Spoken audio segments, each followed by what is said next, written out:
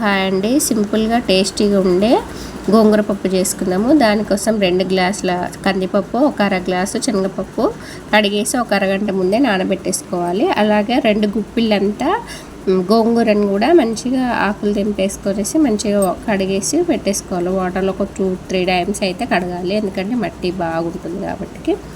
అలాగే మనం కడిగి పెట్టుకున్న కందిపప్పు, శనగపప్పు అన్నీ కుక్కర్లో వేసుకొనేసి 2 గ్లాస్కి 2 గ్లాసుల లాగా వాటర్ అయితే పోసుకొనేసి ఇప్పుడు మనం తీసుకున్న గోంగూర, అలాగే పచ్చిమిర్చి, ఒక 6 పచ్చిమిర్చి, ఒక ఉల్లిపాయ, 1 టేబుల్ స్పూన్ అల్లం వెల్లిగడ్డ పేస్టు, 1 స్పూన్ పసుపు, 2 టేబుల్ స్పూన్ల కారము, 1 స్పూన్ నూనె పోసేసి కుక్కర్ మూత పెట్టేసి మీడియం ఫ్లేమ్ మీద ఒక 6 విజిల్ అయితే పెట్టాలి.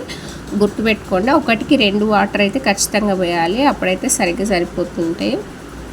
ఆకుకూరలో కూడా కొద్దిగా వాటర్ వస్తాయి కదా, అందుకనేసి ఇప్పుడు పప్పు గుత్తితోటి మంచిగా విజిల్ పోయిన తర్వాత పప్పు గుత్తితోటి మంచిగా పప్పుని మెత్తగా మెతుక్కోవాలి.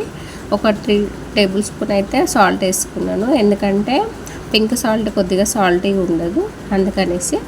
అలాగే జీలకర్ర, ఎల్లిపాయలు అయితే రోట్లో వేసి కచ్చాపచ్చగా దంచేసుకోవాలి. ఒక ఎల్లిగడ్డ మొత్తం పడుతుంది, పొట్టు తీసేసుకొని మంచిగా కచ్చాపచ్చగా దంచుకోవాలి.